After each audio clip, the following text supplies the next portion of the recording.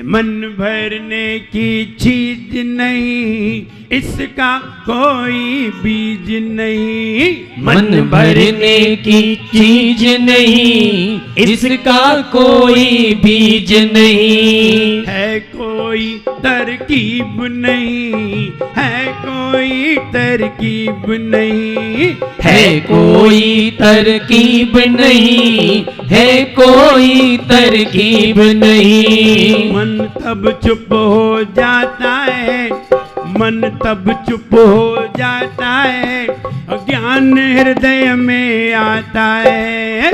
मन तब चुप हो जाता है, ज्ञान हृदय में आता है। दिल गर भर जाए हो, दिल गर भर जाए, मन चुप हो जाए रे।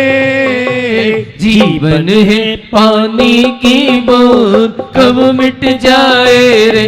ओ जीवन है पानी की बूंद, कब मिट जाए रे। होनी होनी हो, होनी अनहोनी कब क्या घट जाए रे। जीवन है पानी की बूंद, कब मिट जाए रे। ओ जीवन है पानी की बूंद, कब मिट जाए रे।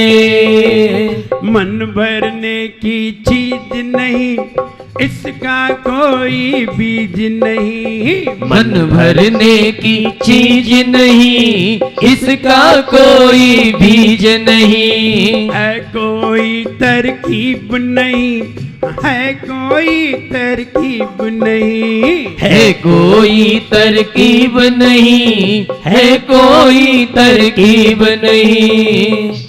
जब व्यक्ति के मन में अज्ञान समाता है, व्यक्ति बहुत सारी इच्छाएं कर लेता है, इतनी बड़ी बड़ी इच्छाएं कर लेता है कि जिंदगी नहीं, अगर उसकी 50 जिंदगी भी निकल जाए तो भी उसकी एक जीवन की इच्छा भी पूरी ना हो।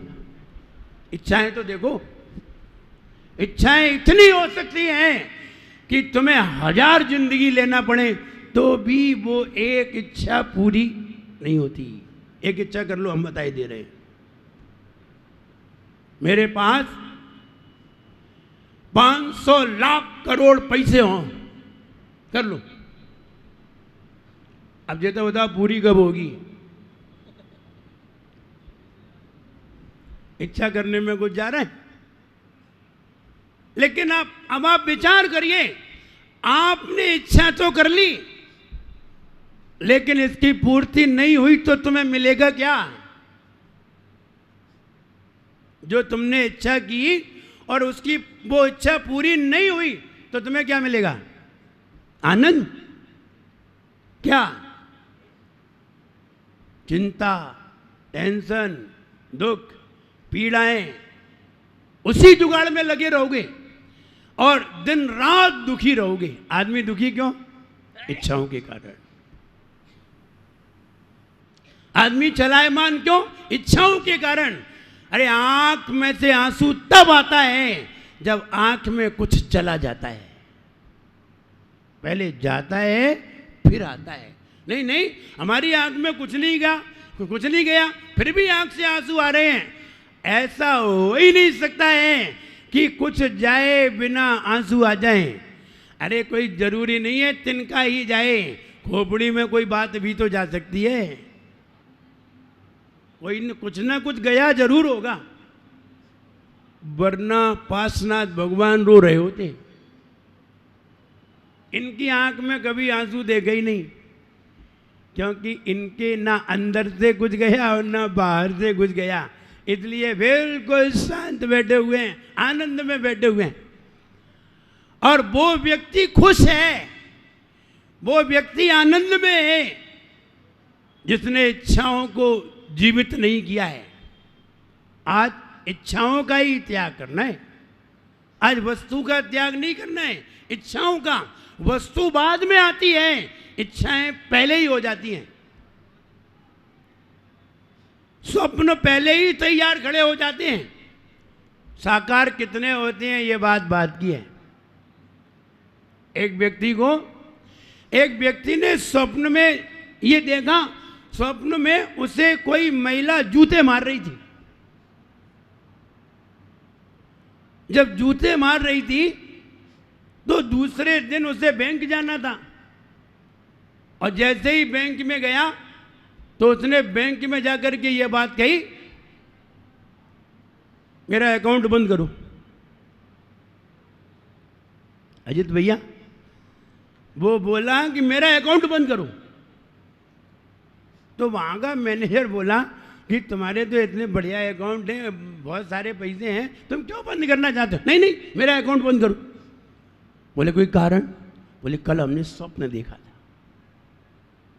बोले क्या स्वप्न देखा था? बोले एक महिला मुझे जूते मार रही थी। तो बोला इससे अकाउंट से क्या मतलब? अजित भैया बता सकते हो? मुश्किल। बोले इसका अकाउंट से मतलब क्या है? अरे वो जूते मार रही थी, स्वप्न में मार रही थी, कोई सच में थोड़ी मार रही थी। नहीं नहीं, मेरा अकाउंट बंद करो। बोले आप कोई कारण तो बताओ। बोले तुम्हारे देखो सामने क्या लिखा है। सामने लिखा है हमारी बैंक तुम्हारे स्वप्नों को साकार कर देगी, बंद करो अकाउंट मेरा। अरे जी तो स्वप्न में पड़े हैं, और अगर ये बैंक साकार करेगी तो साक्षात जूते पड़ेंगे, मेरा अकाउंट बंद कर।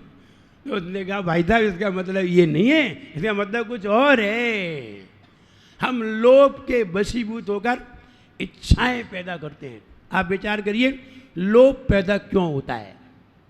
क्या जरूरत है लोभ को पैदा करने की? लोभ तो पैदा आकांक्षाओं से ही हो गया।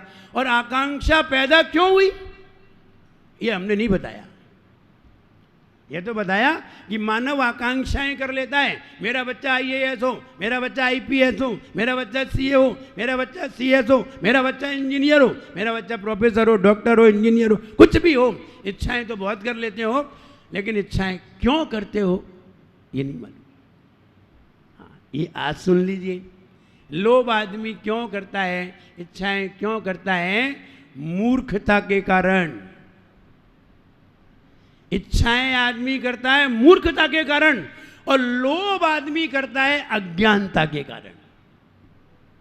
इसे ये जानकारी नहीं है कि हमें किस चीज को प्राप्त करना चाहिए, किस चीज को प्राप्त नहीं करना चाहिए। वो अपने मन को वस्तुओं से भर रहा है, और होता यह है जिंदगी गुजर जाती है, हमारा शरीर भी नष्ट होने लगता है, इंद्रियां भी नष्ट हो जाती हैं, हमारी शक्ति भी नष्ट हो जाती है, और हम पाते हैं मन खाली का खाली है। हमने इतना कमाया, इतना सारा रखा, परिवार बनाया, परिवार को बढ़ाया, बढ़िया महल बनाया, लेकिन फिर भी मन, तब ये लिखना पड़ा मन भरने की चीज नहीं, इसका कोई बीज नहीं। मन भरने की चीज नहीं, इसका कोई बीज नहीं। है कोई तरकीब नहीं, है कोई तरकीब नहीं। और हम तरकीब निकाल रहे हैं, और इसकी तरकीब है नहीं। वाह, जो भर नहीं सकता हम उसे भर रहे हैं। हम तो यही काम कर रहे हैं, एक छन्ना ले गए और छन्ने का एक बड़ा झोल बनाया और उसे उसमें पानी भर रहे हैं। छन्ने का एक बड़ा झोला बनाया और उसमें पानी भर रहे हैं, सोच रहे हैं जल्दी भर जाए फिर ले चलेंगे। और जिंदगी हो गई भरते भरते पानी को भरा नहीं।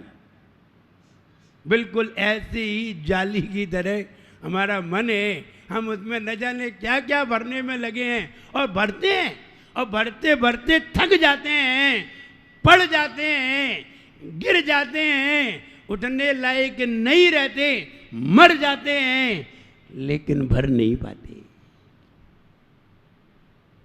मन को भरा जा सकता है, ऐसा नहीं है मन को नहीं भरा जा सकता। हमने भी तो मन को भरा है, भरा है। मन मेरा तो है नहीं, मेरे पास तो मेमोरी कार्ड है ही नहीं, हार्ड डिस्क है। तुम्हारे जैसा नहीं है जीबी छाप। तो हमारी मेमोरी टीबी वाली है, जीबी वाली नहीं है। इसलिए हम ये कहना चाहते हैं, मन तो मेरे भी पास है। तुम कहो कि भरा है कि नहीं, बिल्कुल भरा है, फुल,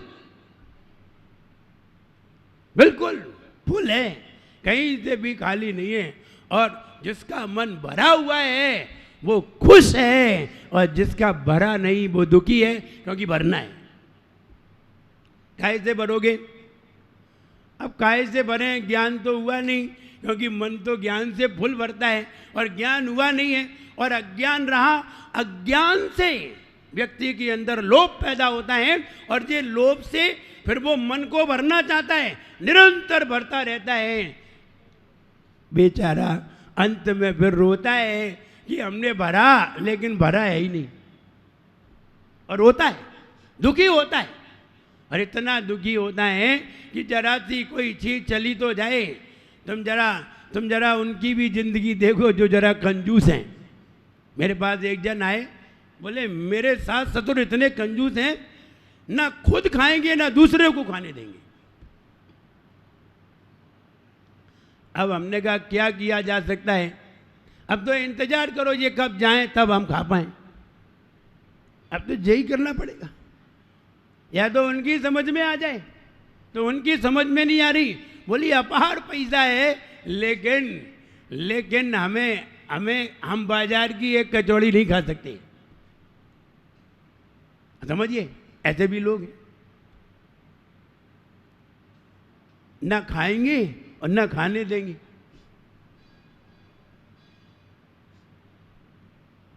तो कहने का मतलब ये है कि जब हमारे अंदर अज्ञानता होती है तब हम कंजूस पने के विचार बनाते हैं, ना दान करते हैं, ना त्याग का भाव होता है। आज यद्यपि दान की बात नहीं है, आज तो ये कहा है, तुम अपने पानी को, तुम्हें ये पता चल गया है कि मेरा पानी गंदा है, तुम्हें मालूम चल गया है कि मेरी टंकी में पानी गंदा है, तो आने वाला जो गंदा पानी है उसको रोको। और तुम्हें पानी को साफ करना है। पानी गंदा आ गया है तुम्हारी टंकी में और तुम्हें पानी को फिल्टर करना है, तो पहले गंदा पानी जो जिस पाइप से आ रहा है उस पाइप से पानी को रोको, फिर इसे साफ करो। तरीका तो यही है, तरीका यही है। आंधी आ गई और तेजी से आंधी आई, धूल उड़ रही है, और धूल उड़ने के साथ साथ उसमें पत्ते भी आ रहे हैं, पेड़ों के पत्ते भी इधर उधर घूम रहे हैं धूल के साथ। आप क्या करोगे? आप अपने कमरे में झाड़ू लगाओगे? पहले क्या करोगे? पहले खिड़की को बंद करोगे। झाड़ू बाद में लगाओगे कि पहले? नहीं, पहले खिड़की बंद करेंगे। बस हम यही कहना चाहते हैं, खिड़की बंद करो। खिड़की से बंद से मतलब है धूल आना बंद हो। पहले धूल आने को बंद करो, फिर अंदर की धूल बाहर करो। तरीका यही है, और यही तरीका उत्तम शौच धर्म कह रहा है। क्या कह रहा है? कि जो तुमने मानसिकता मन में ये इच्छाएं कर रखी हैं कि मेरे पास धन हो, मेरे पास ऐसा हो, मेरे पास मकान हो, बिल्डिंग हो, ये हो, न जाने किस किस की इच्छाएं कर ली हैं, इनको जरा रोक लो, इनके गेट बंद करो, फिर इनके बंद करो, फिर बैठो। सारे गेट बंद कर दो, सारी इच्छाओं के गेट बंद करके आप बैठो, तो मालूम है क्या दिखाई देगा? सत्य दिखाई देगा जो कल आएगा। जब तक शौच धर्म हमारे अंदर नहीं होगा, जब तक हमारा मन निर्मल नहीं होगा, जब तक हमारा हृदय बिल्कुल क्लीन नहीं होगा, तब तक तुम्हें आत्मा के स्वभाव का दर्शन भी नहीं होगा। और आत्मा के स्वभाव का दर्शन हुए बिना तुम सत्य कभी जान नहीं सकते।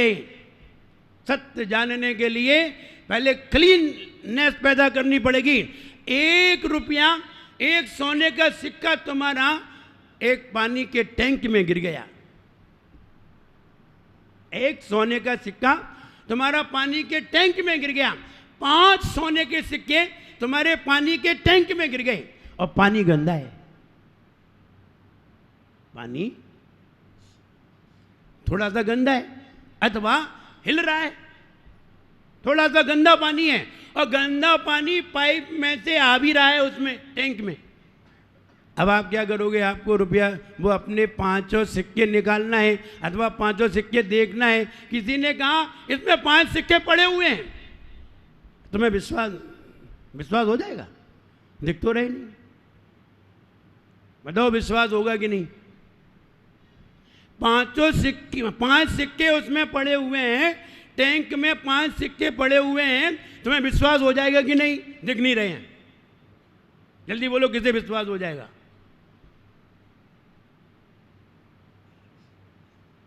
बताओ भाई, विश्वास होगा कि नहीं? विजय भैया दिख नहीं रहे। हम किसी ने कह दिया इस टैंक में 5 सोने के सिक्के पड़े हैं, होगा कि नहीं? जल्दी बताइए, विश्वास होगा कि नहीं? नहीं होगा। आया समझ में? नहीं होगा। मान लीजिए हरीश जी कहते हैं तुमसे कि इसमें 5 सिक्के पड़े हैं, तुम्हें विश्वास हो जाएगा? तुम जैसे बहुत आते हैं कहने वाले। फिर दूसरे लोग आ जाएं, वो तुमसे कहते हैं इसमें 5 सिक्के पड़े हैं, तो तुम कहो तुम ही निकाल लो। अब बताओ, सबने आपसे कह दिया, आपने किसी की मानी? नहीं मानी। फिर कहीं हमने कहा हमने इसमें देखे थे 5 सिक्के इसमें पड़े हैं, अब क्या कहोगे विजय भैया? अब क्या कहोगे? है कि नहीं? अब क्या कहोगे? अब तुम्हारा दिमाग क्या कहेगा? अब मानने को तैयार होगा कि नहीं? क्यों माना? क्योंकि हमें मालूम है कि आप कभी झूठ नहीं बोलते। आप जब भी बोलते हैं तो सत्य बोलते हैं, वरना बोलते ही नहीं है। बोलते हैं तो सही बोलते हैं। आप कह रहे हैं तो हम मान लेते हैं, वरना ये 100 लोगों ने भी कहा तो हमने एक की भी, और नहीं मानेगा, कोई नहीं मानेगा। बिल्कुल सही बात है। ठीक वैसे ही अब तुमने हमारी बात क्यों मान ली? क्योंकि हमारी बात में लोभ कसाय नहीं है, हमारी बात में आपके प्रति हित है।